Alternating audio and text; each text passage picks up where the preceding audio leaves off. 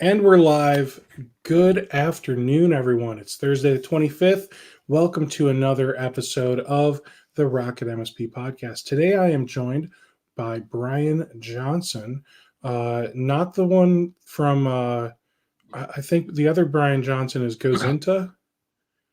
I don't know. We each claim each other as the imposter. I'm not sure who's the imposter. Maybe you we both run into are. each other now and then. Yeah, maybe you both are. I don't know. Maybe we'll never know. So, Brian, you are not here to sell anything to anyone today, are you? I am not. Why not? This isn't my target market. So That's fair. No, I don't have anything to sell to anyone. But what the hopefully, heck you doing here, man?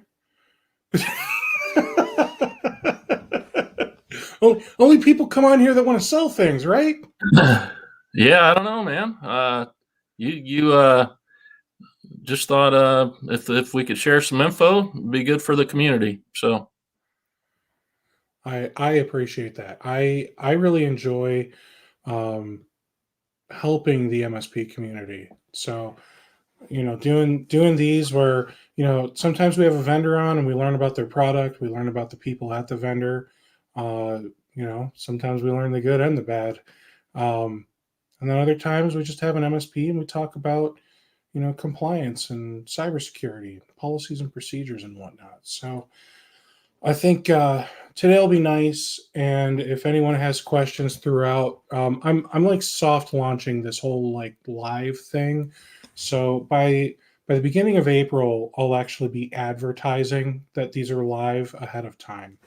And then there will be a bigger audience. But for now, we just have a tiny audience when they see that I'm live and show up. So with that said, sounds good. I'm going to wait to ask you a bunch of questions until some of them start showing up. So tell me this, where are you located? We are in Indianapolis, Indiana. Oh, you're not far from me. Yeah, are you Ohio? Yeah, I'm in the Cleveland-Akron area. Okay. All right, so Indianapolis, how many employees do you have? So currently we have 7 full-time. We have a couple people that we use as subcontractors as well. And we're actually actively hiring. We're finally in a position where our sales and marketing is exceeding our operations capacity. So, wow.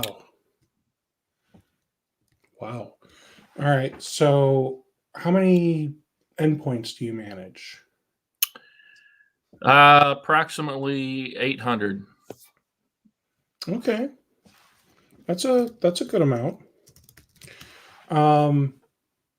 What's your MRR today? Ballpark. Yeah, ballpark. We're right at about 60 in MRR. Again, growing rapidly. We've just signed a new client yesterday, so that number is increasing. Okay, and I'm sorry, what's that number again? About 60. Okay, so $60 could be higher. $60, yeah. It's tough to run a business on 60 a month, but you said it. You said it the first time, and I'm like, no, I don't think he said the right number. But then the second time, I realized, okay, he's just talking about how many thousands. Got it. Yeah. We're both tired today, so we just need to help each other out. Full disclosure, I've been working like 7 times harder than I'm used to for the last like month. And I am finally running on the fumes of fumes. So I am I'm freaking out. It's yeah, I can't think of words anymore or phrases. Like in yesterday's webinar, it took me like 5 minutes to think of the phrase full disclosure. I say that or type it almost every day. Well, this could be interesting. Yeah. We'll try to jump in and save each other. We got this. All right. Well, with 60,000 MRR, I mean that puts you at approximately $720,000 of gross revenue a year just from your MRR. What else do you have? I mean, you've got projects and equipment sales and Yeah. maybe some other lines of business. So we do quite a bit of project work. Most of that's with existing managed clients, but that adds significantly to top line revenue. We actually were maybe a little unique in that we have some software products as well. My background is software, and we've got some software products that we sell and support and manage, and actually that segment of the business is growing fairly significantly right now as well. So overall, definitely come in, well north of $1 million overall. Well north. When I hear well north, now I'm starting to think like 1.3 to 1.7. Well, I like to keep it kind of cryptic, but under 2. Sure. Under 2. Okay. Well, 1 to 2 million. I mean, we're still talking about a healthy business. Even if you give me a range like that, let me rephrase. That's a healthy amount of revenue. It doesn't mean you have a healthy business, because the profit after everything gets paid is really what creates the healthy business. Do you know what your profit margin is once everything, salaries, is paid? I do. So typically we target 15%, and we come in near there. We certainly have had better years, and we Sure. depending on our investment level. My rule of thumb is I try to make sure we have a bare minimum of 10%, just to make sure that we've got some cushion there, and we're profitable and can absorb bad things if they happen. So if we're investing in the business, we may bring that percentage down, but never below 10. Okay. Now, that's actually really cool that once you get to a certain size, people just kind of know, like, here's where my numbers need to be in order for us to be healthy. So that's really cool that you're there. That said, when was it that you started to finally figure all of this stuff out? Like when you started this thing, did you were you already an expert? You had your business management, MBA, whatever. Oh yeah, I knew everything, of course, right? Don't we all when we started? No.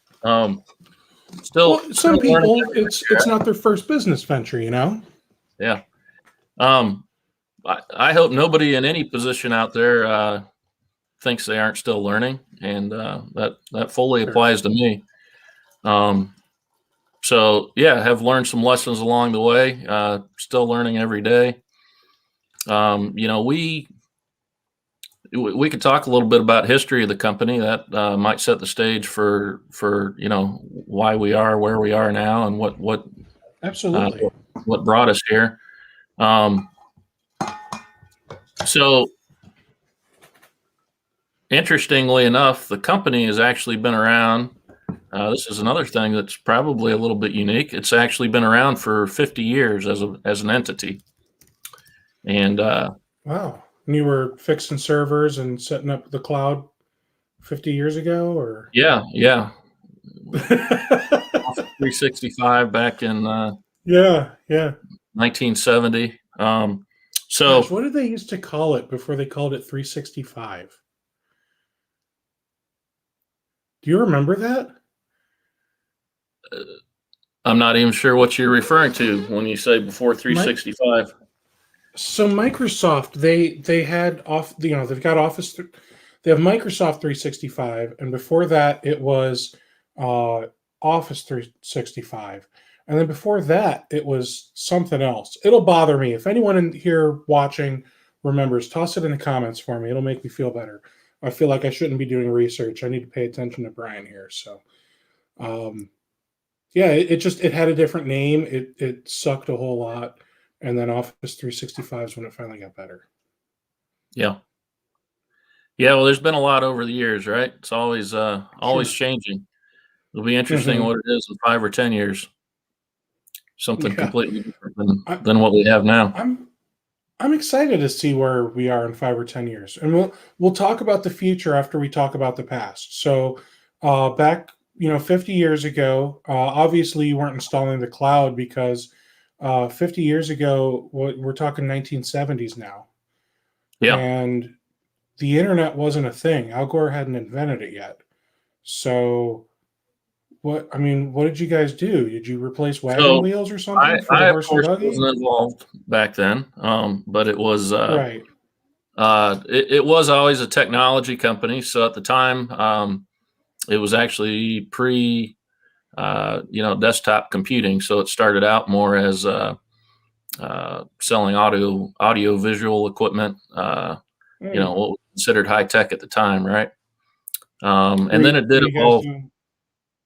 I'm What's sorry. that? I was just going to ask if you guys were doing like mainframe or what was it, punch cards still back in the seven? I don't know. I legitimately don't know. I can't fully answer that, but no, the company wasn't involved in that. Um, That's fair. so so it was always technology related. Um, Cool. it was the company's currently owned by my wife and I, and Hmm.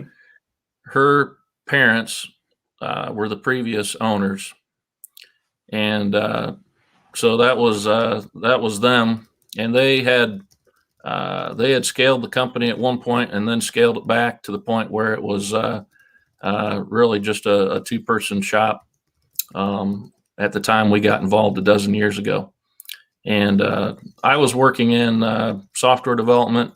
Uh, Worked in the corporate world, managed a number of software teams, and we had an interest in moving out of that and into more of an entrepreneurial role, and they had an interest in exiting. And obviously, it wasn't a large business at that time, being just a couple people. But we, Sure. it was a way for us to get involved and help them and seed the business with some customers and some business. So at the time, he was primarily doing some. There were some software products that the company had at the time with some IT services sprinkled in. Um, so that's kind of the history of the company or the DNA of the company and how we got involved.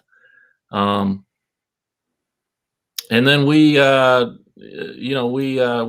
did grow it, but we we kind of plateaued off at a half a million in revenue for a number of years. Um, Mm. and there was a combination of things there. We were comfortable. Um, and that was a good place to be at the time. We were raising our kids. We didn't Sure. uh, growth was good, but not enough that we wanted to invest significantly in time and money. And then it was just a few years ago that we decided to really make an effort in growing the business. Um, and we've seen significant year over year growth over the last few years. Great. So, what would you say helped the most with the successful growth of your business? How what did you do to grow it? So I'd say the biggest difference is finally making a focus on sales and marketing.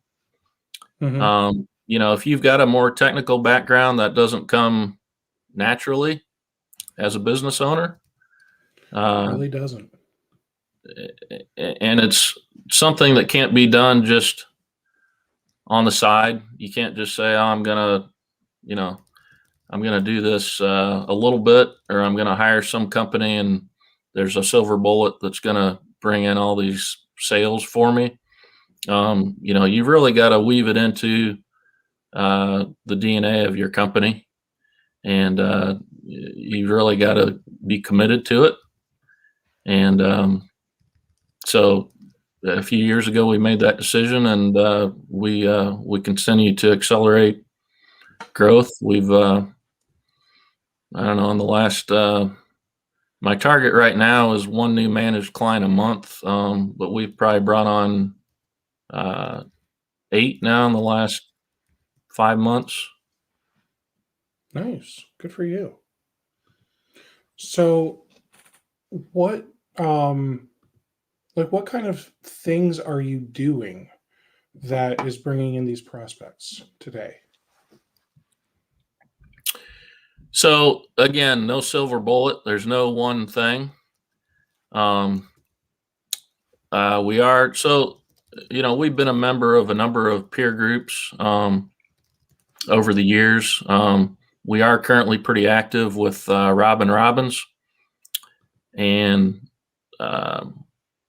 so we utilize their coaching and resources, and there's in terms of what we do, there's a few things. I mean, you gotta get clear about who you're selling to, and why they should buy from you. And until you get that, it's hard to market. Once you get that, and for us, we've got some niches that we've worked on. Then you can you can really focus your marketing effort in those niches. So for us, that involves newsletters, webinars, some direct marketing campaigns, postcards, various drip marketing. There's a number of things. We got some social media. Just So it sounds like a lot of the things that you're doing, it all kind of revolves around the Robin Robbins process that you've she provides the tools and the knowledge and instruction and sometimes even the content, I believe. yes, she does provide all that, and yes, we utilize a lot of those resources. We're pretty active in the group. We're in Producers Club, which also has peer groups as well. So those peer groups help. Are a big help in guidance. I've got a lot of opportunity to talk to a lot of people. In fact, I was looking through your list of people that you've had on, and a lot of the people on your that you've had on the show have been people that I've had an opportunity to get advice from and talk to on a fairly regular basis through groups like Robbins. Great. Now, are you using any outsourced services for whether it's marketing, cold calling, any of that type of stuff? We are not. I have a dedicated marketing manager. We actually are looking at hiring an inside salesperson for calls. We do a lot of that between a couple of other people on the team right now. So no, we do get a lot of those resources provided to us that we do customize for our own use, things like newsletters, and we don't do all that from scratch necessarily, but no other outsourced services. Okay. Well, let's see. Let's talk about kind of your service delivery a little bit. What kind of nobody cares what PSA or RMM tool you're using. Uh, everyone's got their opinions, and we all know what opinions are like when it comes to these tools. So, what kind of automation are you running in your PSA or automate or RMM, because I suspect as you grow to the size you're at, you can't just have everyone being reactive all the time. Yeah. So, well, I will talk a little bit about tools, but we don't need to dwell on it. We've been a Right. ConnectWise shop for the last dozen years, both manage and automate. Um, we're actually making a change to Datto right now. So we're Really? actually in the process of configuring a lot of that on the RMM side. Um, so What about the PSA? so we're still on managed right now. Um, that may change in the future, but I've got no immediate plans to change that. It's just we can only bite off so many things at once. Got it. Um, well, since you brought it up, I'm curious because I know quite a few people who have switched over, the last year ish. Why switch from ConnectWise to Datto? You What know, quite a sold you few on it? people that have switched from ConnectWise. Is that what you're saying? I do, Yeah. to Datto. Um, so as you So it probably seems like know, so hold on. It seems like you're trying to dance around this because I bet you're trying to be like politically correct. So I'll ask and you can just smile and nod. Is it the support or lack thereof that I hear people complain about? I'm not a ConnectWise customer. I don't know. I have no skin in the game. Is it the support? Was that a one of support the definitely a factors? challenge. Yes. Security holes that they for a little while didn't seem to care about and then still may have not plugged all of them. So in general, there's a lot of concerns with them. Yes. Their ability to take the product forward, and that involves security, that involves functionality. Certainly, their support has been a challenge. Now, to be fair to them, it's a complex product, right? So It is. it's very configurable. So trying to support those configurations is a challenge. But at the end of the day, if we're spending more time trying to make the tool work for us than getting good use out of the tool, then it's a problem, and we need to move from it. So we were at a point where I needed to get more licenses, and I didn't see Automate being our future platform that took us where I want to go.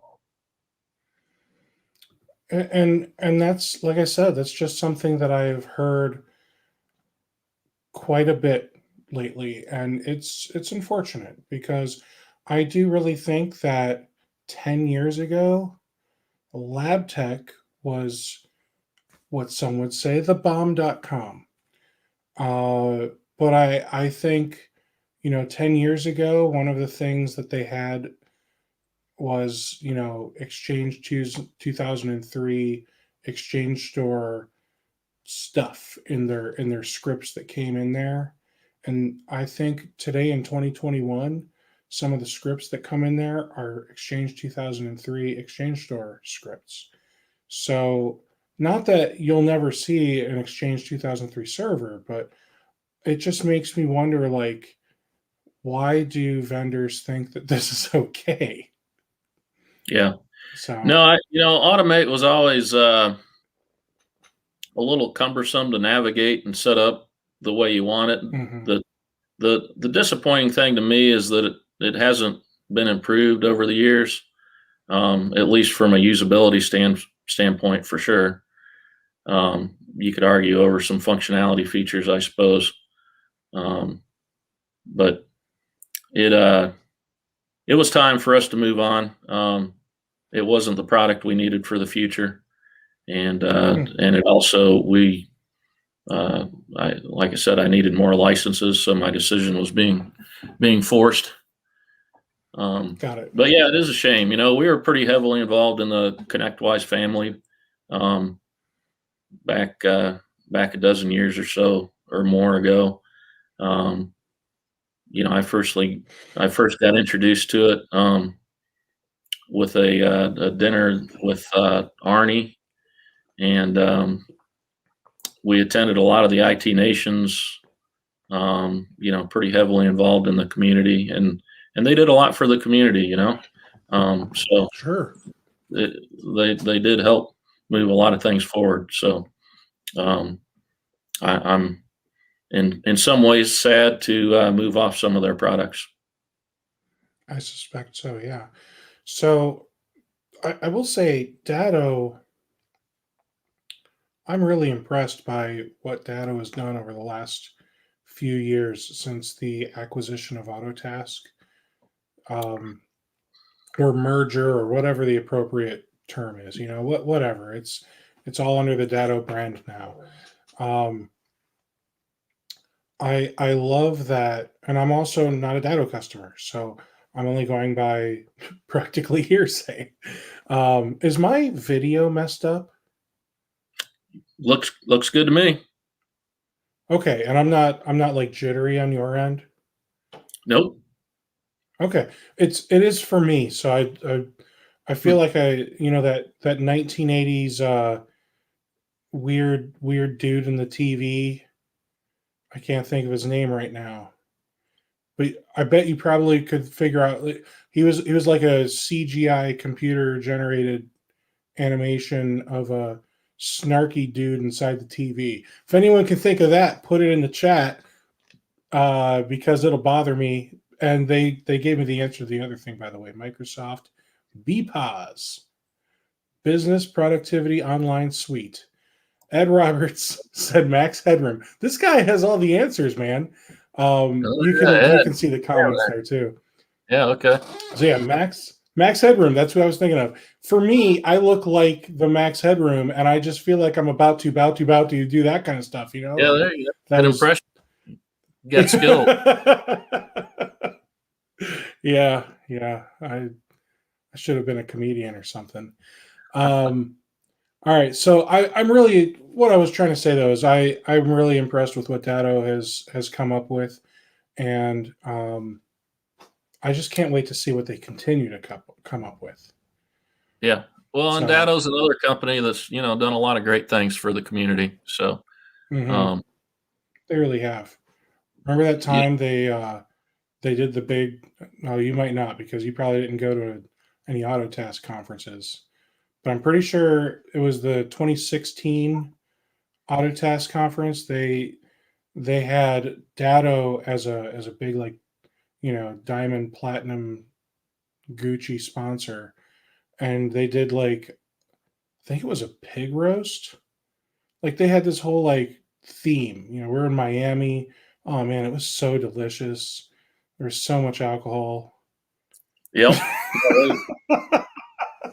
They throw the best I, event, that's for sure. So they and really they do, just man. they really carry the torch in trying to take the community and businesses forward. So Rob's out there in Yes. front of everybody all the time. It's good to see what Rob's he does fun, too. man. Yeah. He's a All good right. So guy. let's get back to my initial question. I asked, service delivery automation. So, like, how much automation have you actually configured within all of your tools? So I'd say we're still in process on the data side. We're not fully implemented. And But if we look back 6 months ago when you guys were just cruising along with ConnectWise, how Sure. about there? I mean, we have some automation there. Certainly, from a onboarding and deployment standpoint, we've got some automation to, get the right tools and configurations in place and installed. Um, from a reporting standpoint, we pull a lot of things out of there. I don't know if there's anything specific you're thinking of otherwise in terms of automation. I mean, I will tell you that lab tech is a challenge if you don't have people spending a lot of time configuring it and setting it up, and that's one of the reasons that we're moving away from it. So there's Sure. probably some areas that we could have done more for sure. Gotcha. Okay. Um, what about in other areas of your business? Did you have like manage? That's the PSA, right? Yes. Yep. Okay. I'm sorry. I get so the PSA automation is the A, and why do they call their management tool automate and their PSA manage? It's so stupid. They're Um, trying to confuse you. That's what. it So works every time I talk to somebody about ConnectWise. I have no idea what I'm doing. So in manage, for example, what kind of automation have you set up there? Like, I'm just trying to think bigger picture of SLAs and late invoice payments and that type of stuff. yeah. So Onboarding, offboarding. yeah. Um, so a lot of things there, and I mean, you could really dive deep into that. We've got we've got workflows set up for ticket generation for automated maintenance tasks, whether it's we do quarterly maintenance reviews with clients, we do backup restores. All those things are automated in terms of ticket generation. We've got workflows around agreement management, agreement renewals. Um, we do have boards set up specifically for, you mentioned, receivables and collections. So we've got some automation in there for that when payments are late, to track the collections activities. So, there's quite a bit there that we could dive into, but um, escalation of certain types of tickets, warnings when we're getting outside of SLAs, all those things. Yes. And in a perfect world, you understand how to set all the things up. Are there some PSA automations you wish you could do? Well, that's a good question. Um, Because I mean, RMM automations, you could just say, "I wish it would fix everything for me." Like yeah, well, that's really PSA automations, I wish it would just run my business, right? But um, it's always a balance. Things like SLAs, it's important that it tracks it and it reminds people, doing it at the right frequency, and not overloading people with reminders is kind of the balancing act in there. Um, what would I like it to do? I hate that we have to have, and again, I'm picking on ConnectWise a little bit here, but there things like reporting is somewhat weak in the tools. So then you use third-party software to do something like or a that. You gauge or something like that. use third-party software for uh, payment management from your customers. So I'd like to see more of that integrated in one tool if possible, that does what we need in one place. But that's always the balancing act, right? Do you get one tool, or do you combine best in breed? So Well, I think it would make sense if, for example, I'll just say Datto because reasons. It would be great if Datto. Well, that's what you're switching to, so that's the one that you care more about.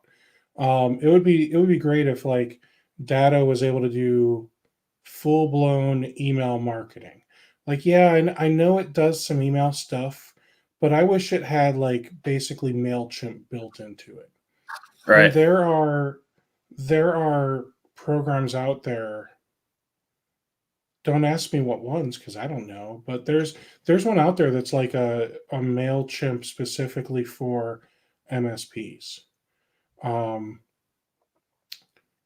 so I feel like Honey might be in the name, but I don't know. So I mean, if Datto were to just acquire that company, then they could start integrating that stuff into their suite. And yeah, you might end up spending just a little bit more to have the whole kit and caboodle, so to speak, but they would be adding more value to what they're providing without trying to like build something from the ground up. It's so much easier when you see a product, you like it, and you acquire it, and then you figure out how to make it work. Put the pieces and parts together, right? So I could see that. I don't know if it would be. I don't know if somebody buying Connect Booster would ever happen because at its heart, Connect Booster is a payment processing gateway. So I mean, I just assume they make money hand over a fist, man. Like, especially when you look at Connect Booster, and you might not be using that. You might be using another product. Um, but I gotta say, I'm impressed by Connect Booster because they charge a ridiculous amount for their platform. We'll call it a couple $100. I don't remember the actual price. And then they say you can only use our gateway. So you can't even say I'll just use Stripe or one of those other major ones you see online. Like you got to use theirs. They set the price for all the swipes and all that, but you never swipe because it's all keyed in. So and then they've also got an add-on for integrating it with your PSA to pull in all Right. the invoices. And then they Yes. charge you extra for that. I like those guys at Connect Booster, and I think they do a good job. But you're right. And the problem is there's only a couple of if you want full integration with your PSA, at least with ConnectWise, there's only a couple of options really of what you can do for that. So you're somewhat limited. You can't go out and just use any payment processing system and have it Exactly. fully integrated to your invoicing through ConnectWise and payment tracking. So And I love Connect Booster. It's a fantastic product. I think the guys over there are great. I look at it and I go, holy moly, like I don't really feel like there's a competitor to Connect Booster for our industry. So I mean, it's like Connect Booster is still IT glue from what, 6 years ago, back when they were the only documentation platform in town, and they could be as cocky as they were. Um, so I'm really curious to see what what do we what do we get in the next few years to compete against Connect Booster. Somebody's got to do something. yeah. Not that I'm saying please help. I'm just saying like competition is healthy, and I feel like somebody else is ripe to hop into this market. Well, there is WiseSync, I think, which does They does do a have some. portion of it. Yeah, They'll I'm they'll over. do the invoice sync, but I don't think they're doing the payment portal. I do not use it, so I can't say that definitively. But I thought there was some Right. overlap. But yeah, like I said, I mean, I like the Connect Booster guys, and they got plenty of time to work on it. Right out of North Dakota, like, it's cold this time of year. I can. Yeah, I don't think they are able to do anything for probably another 3 more months, and then they'll get to go outside for 2 months, and then they have to stay inside for 10 more months again. So That's right. I've got a colleague. I always forget. I think I think he's also in North Dakota or Minnesota, Montana. Oh, one of those up there. Well, you I, and I have a I little start bit. getting a little fuzzy. We there's always colder places we could go, so that can keep us Yeah, going. yeah, I'm okay on that. And I've got a buddy who's in like Ontario or something, and like I see him. He's like, wow, it finally snowed. I'm like, what are you? How are you more north? You're in Canada, and you're just now getting snow, and I've been shoveling for weeks. Like this isn't fair. Um, and full disclosure again, I don't shovel. I have kids for that. Oh, look, my door's about to open. I think my wife is bringing me a present. I'm going to turn Oh, my video off here so she can.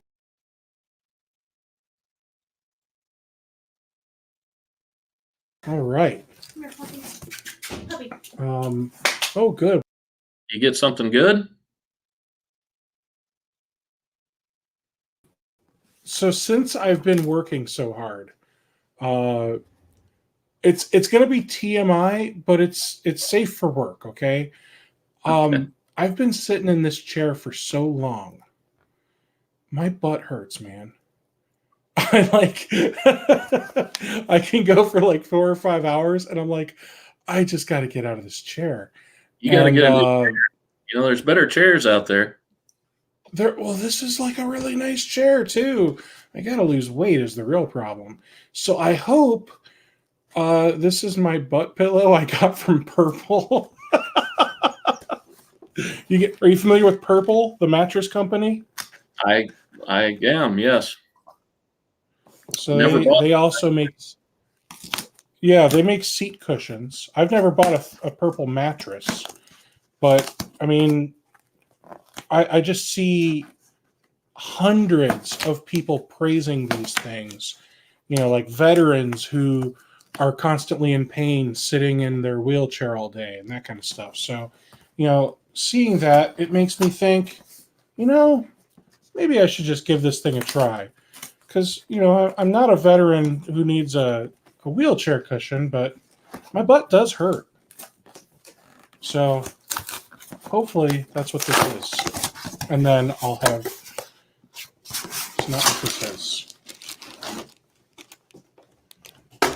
It's a bag. Darn it. All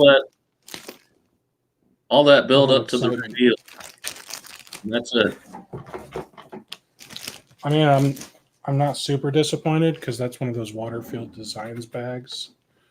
So I'm kind of excited, but I really want my butt pillow, guys. I can't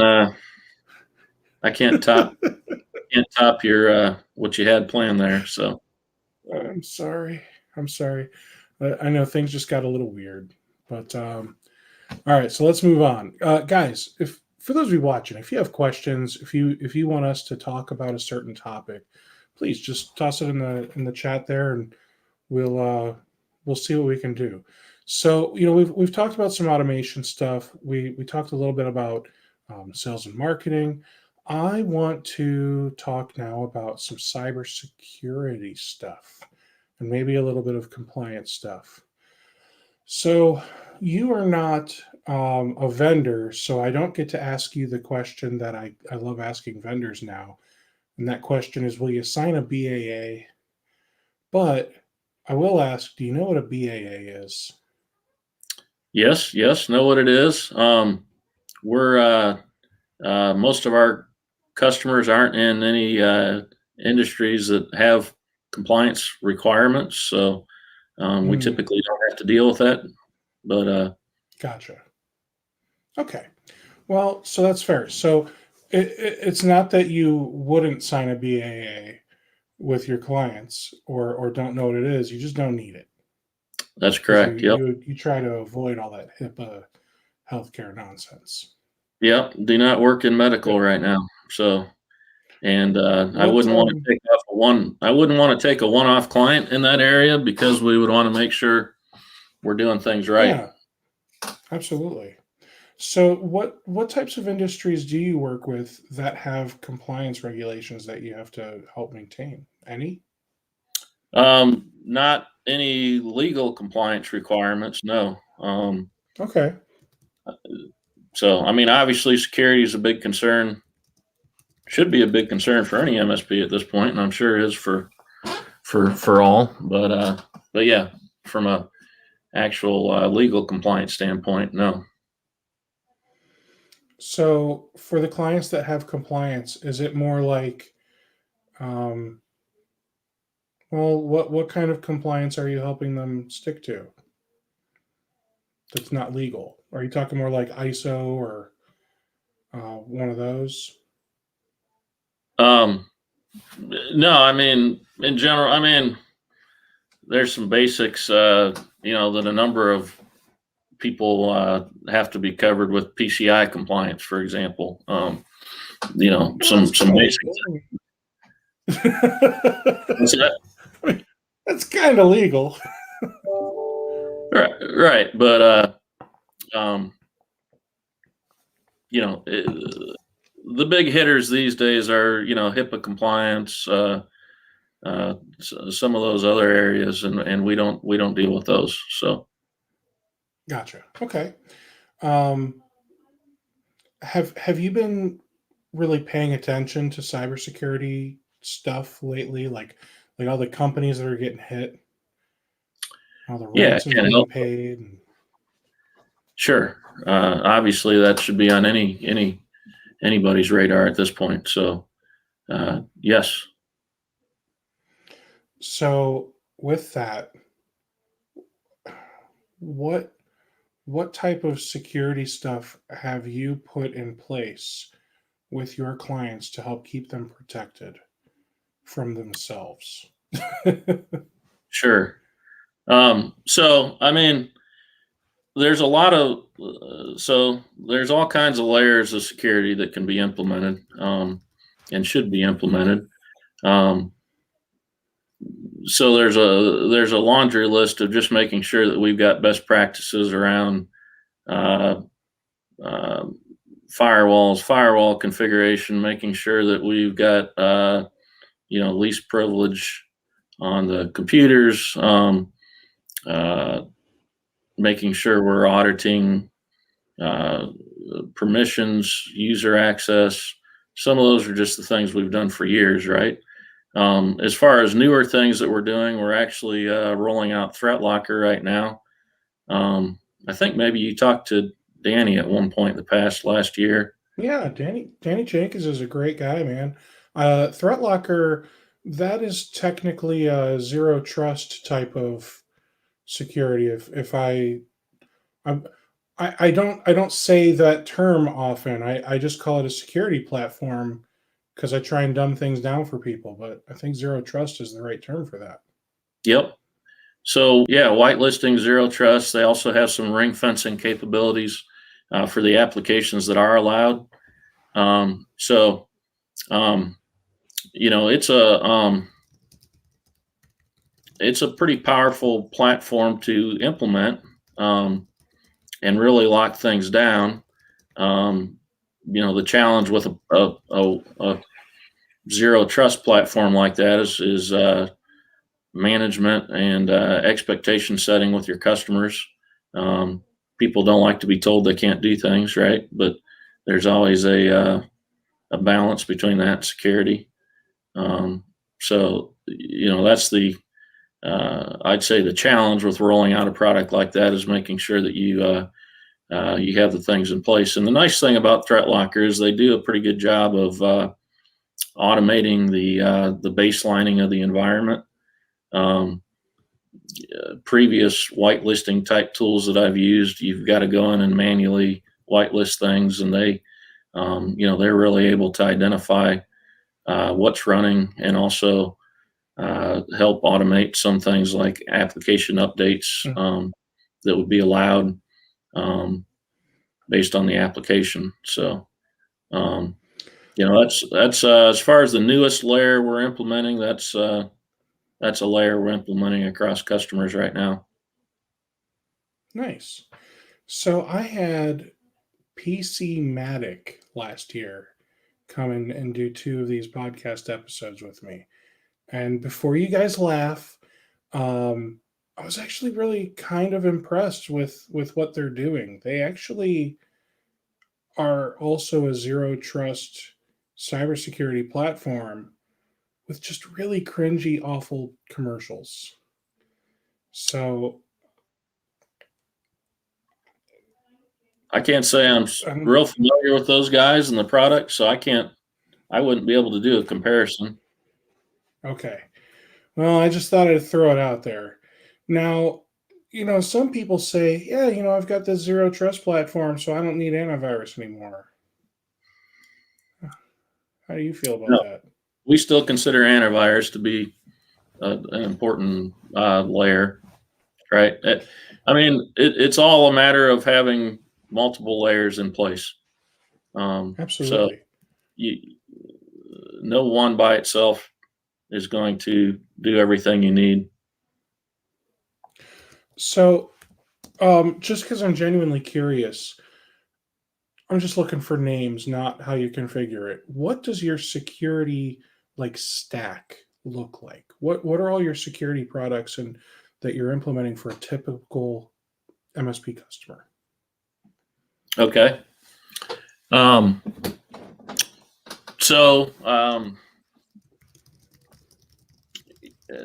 the perimeter, our primary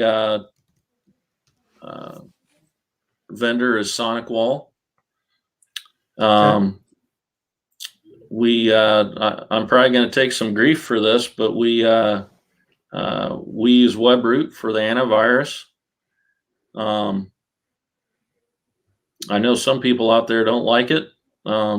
We've actually had decent experience with it, and again, it's just one layer of the stack. So we're implementing Threat Locker, as I said. We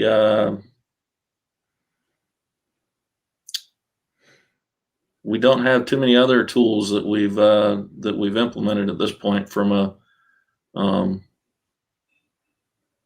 I don't know if there's anything. Are you doing any DNS filtering? We are not. Okay. What about I know if you were using Sophos, they've got their endpoint manager, they've got EDR and MTR type products where it's using some AI and stuff built in to help you catch these more complex exploits.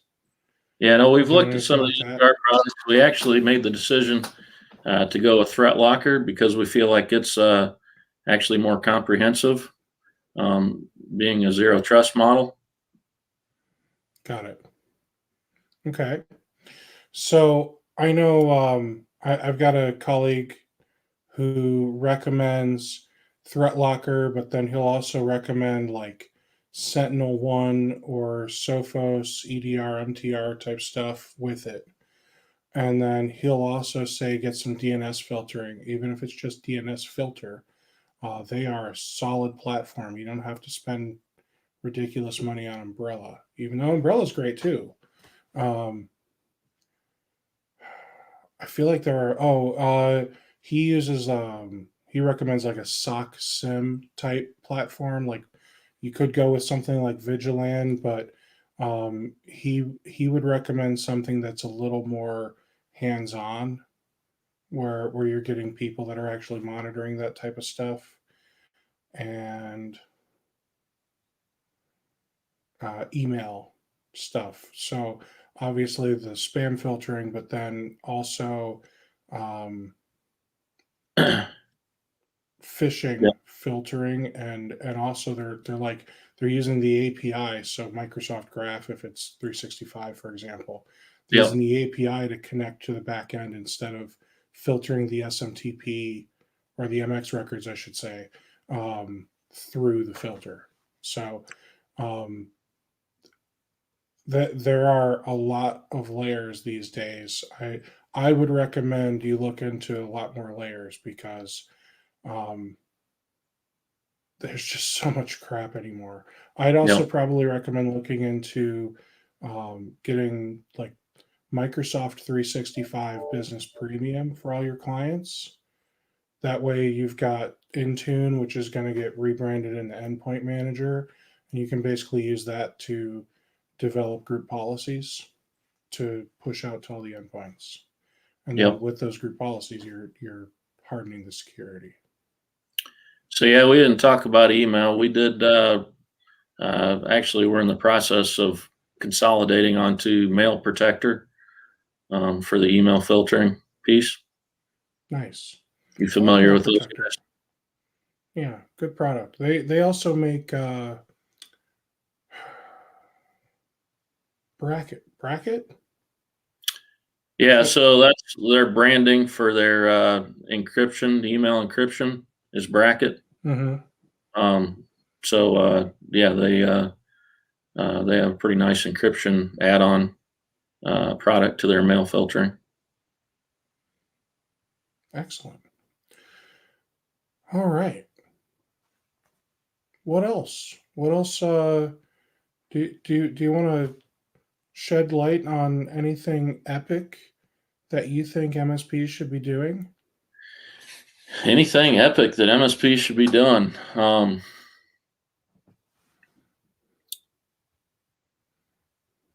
Yeah, I don't know. Just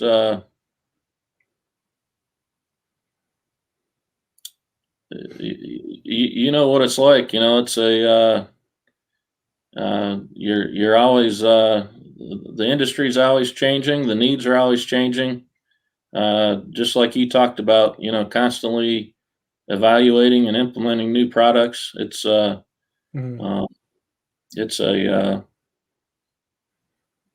um, there's risks, but there's lots of opportunities out there at the same time. So absolutely. Well, very good. I feel like we were able to cover everything quickly, man. We exhausted all of my questions. Unless you want to talk about snow that's just because removal or you're tired. something. Need you were worn out today, right? So I've been worn out for weeks, so yeah, I'm not gonna let a little tiredness stop me from getting through all my questions. yeah. Well, I'll tell you what, I've been working harder than ever with COVID. That doesn't seem right. We've been working from home mostly. We still go in the office some, but we're still mostly working from home, and I find it easier to work around the clock there. Which Yeah. So how did COVID impact you guys? um, overall, neutrally, I guess I would say. We did have some slowdown in business just from we didn't lose customers, we didn't lose MRR. We did have projects just get frozen for at least a few months and slow for 6 months probably.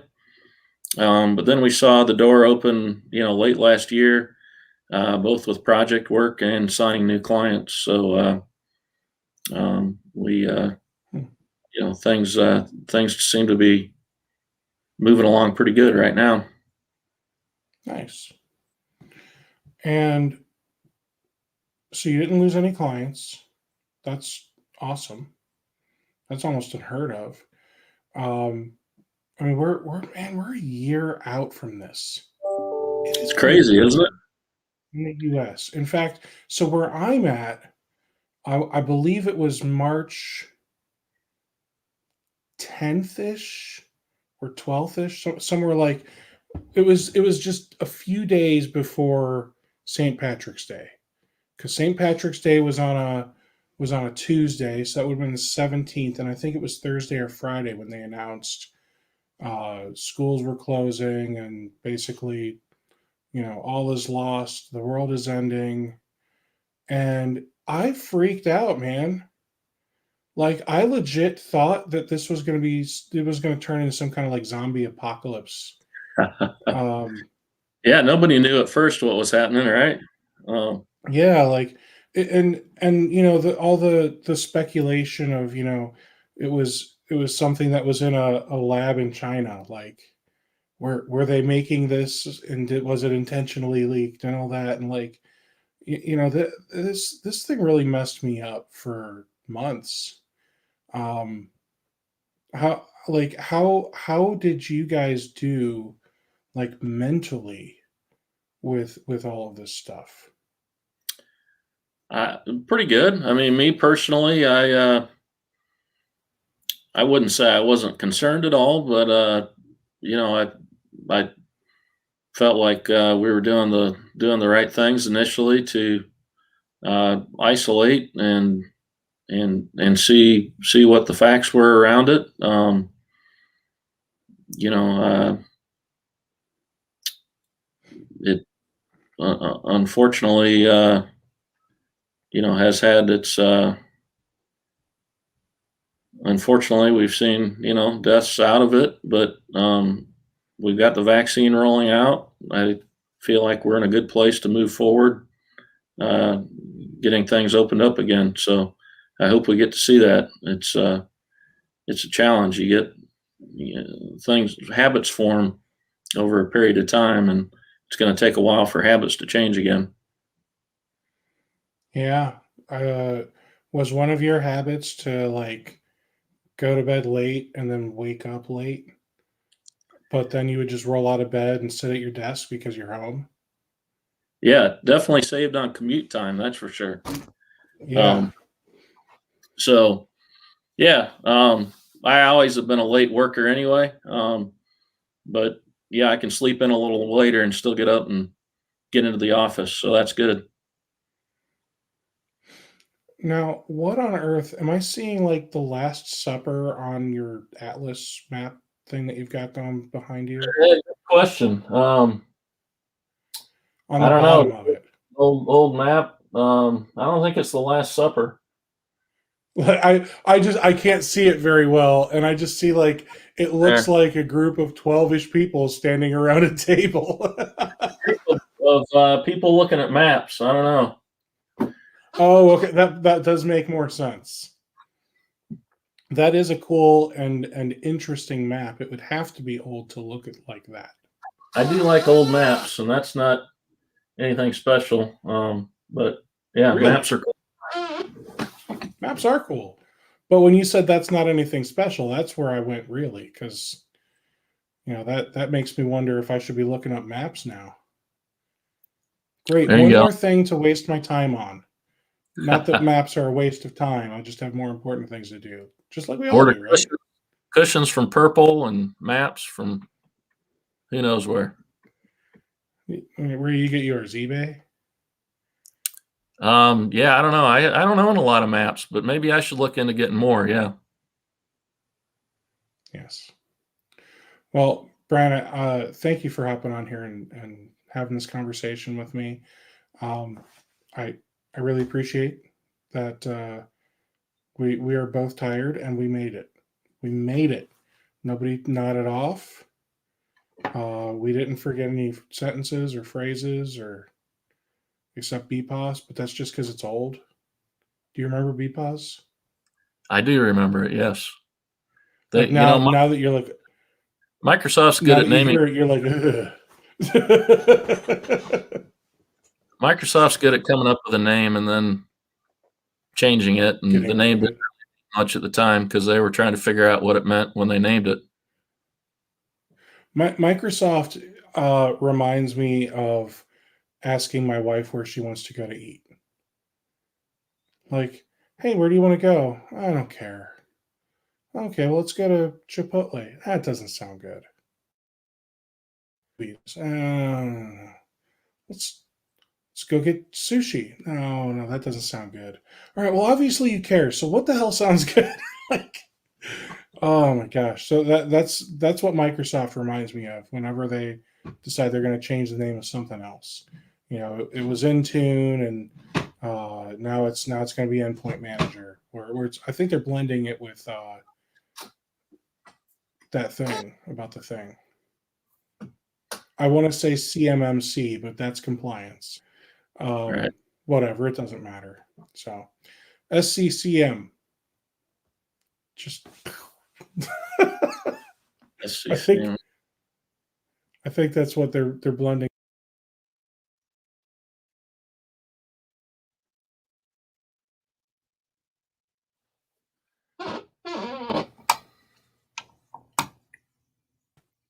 That was interesting. Okay, he's back. I was going to get worried about it. Firefox just like glitched, and it said you don't have an internet connection, and I said, yeah, I do. I don't know. Well, Brian, I'm gonna go play with my new laptop bag. Okay. Yeah, fun. It was good talking to you. You too, man. Thanks for hopping on here and doing this with me. Thanks for everyone who watched. Take care, everyone, and I will see you all at the next one. Okay. See ya.